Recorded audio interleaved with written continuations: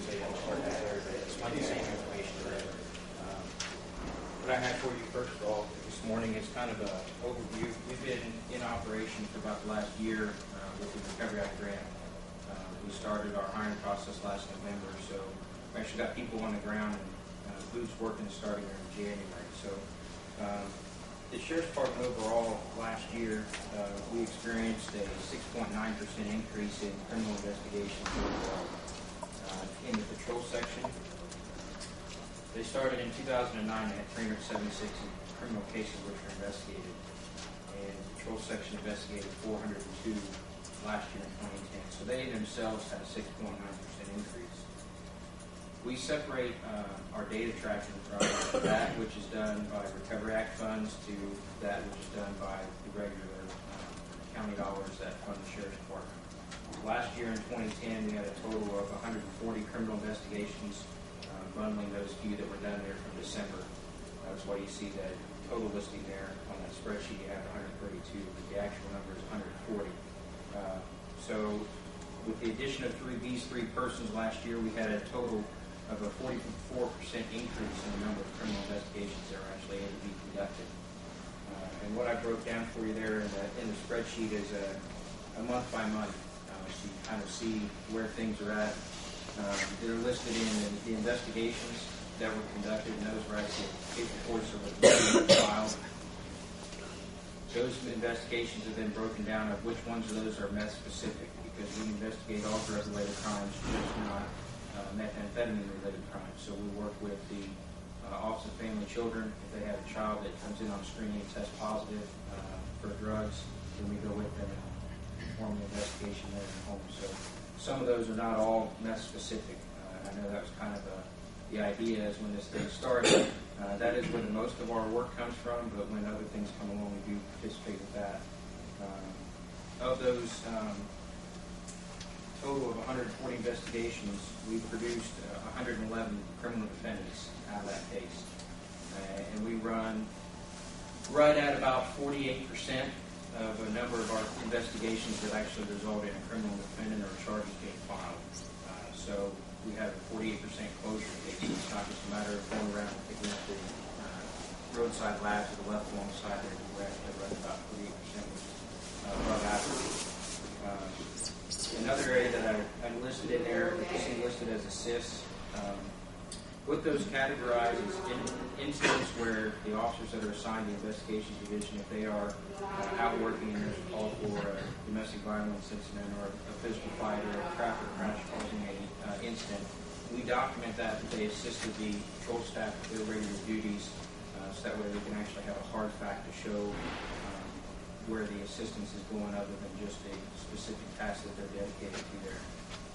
Had a total of 404 traffic stops conducted throughout the year. And then the category you see there listed is the field information reports. That was a system that was designed electronically in-house, and it allows officers to input data directly into a database electronically, so it streamlines the process, which is one of the objectives that the grant was here to fund.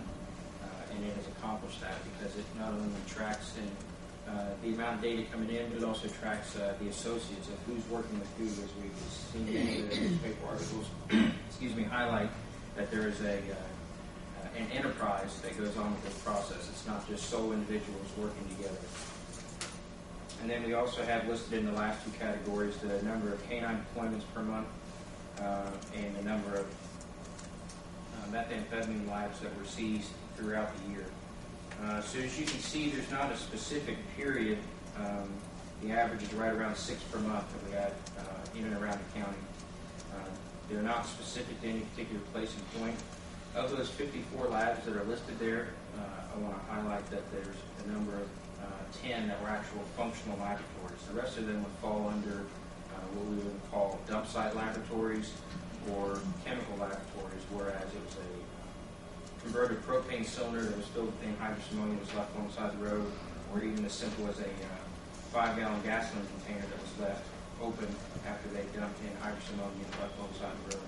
All of those count towards methamphetamine lab seizures, but to put a true perspective on the number of functional laboratories that we would think of it from a chemistry lab setting, we're looking at about 10 that were actual seizures for functioning. In the overall standpoint, there's been a couple of significant seizures. The first one started back in May, where we had on 421 South, and that one resulted in a number of 5 defendants and almost 35 grams of crystal meth that was seized at that residence. The next one came in the Westport area down here, dealing with the Danforth residents on Southwest 60. So those individuals are still currently incarcerated. And then we had another group that had moved from the western portion of the county south of Bernie. They actually had a satellite operation up in St. Paul in town. Actually, it was within 52 feet of the police department. The fire department was right behind it, underneath the water tower, so they had a water source. But it was right in that area, and those individuals are now also incarcerated. So we wanted to provide an update to you. So far, of the $499,000 that was allotted, there's been an expenditure of about $305,000 of that. So that leaves the remaining portion of that to be expended here through the calendar year of 2011. That being said, we did receive an extension. The grant, when it was originally signed, was supposed to terminate on July 31st of this year. Because of the fact that the grant wasn't awarded until mid-October when we met to get that signed, the government has extended that grant until the end of this year and allowed us to use funds within that grant to continue to maintain those salaries through the end of this year. So what may become more prevalent, more important to the county council this evening is that there will not be a request for additional appropriation mid-year on the salaries in the 2012 budget year. So that's a good thing that has come out of that. As far as the other grants we participated in, I spoke with Jerome about a countywide data interoperability grant. We were not approved for that grant. That grant was about $618,000 is what it would take to put that into a countywide system. We are looking at reapplying for that grant in a scaled-back manner.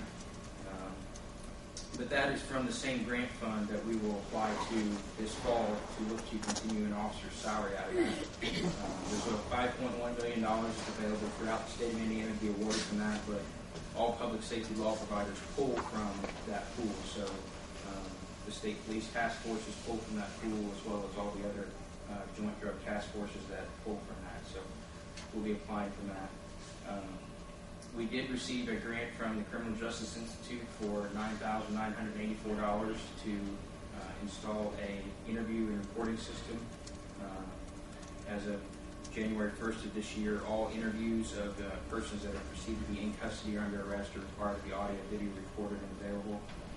So we received almost $10,000 grant to implement that system, and that will be placed at the jails. That way it is available for all responders that bring someone there to do their interviews, not only our town agencies but the state police agencies. So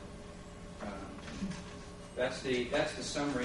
If you have any questions for me as far as those activities. It says you had $499,000 to start with. Correct.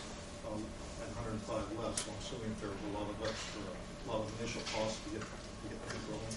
Yeah, the grant itself paid for radio equipment, which is the radios run about $3,600 a piece. Paid for those, paid for 2 vehicles thus far, paid for the purchase of our canine officer, Kino, and that was $10,000 for a dog. That included the dog and the training, paid for the travel and training for those officers to attend that school. So there's a lot of upfront costs along with that. It provided us thus far with 2 fully outfitted police cars that we will retain at the termination of the grant. So there's been about 50% of the overall $305 that was spent on actual physical property as opposed to salary positions. And how many salary positions are there at this point? There are 3 positions that are assigned currently to the investigation section. Now, are these positions, are they new positions, or were some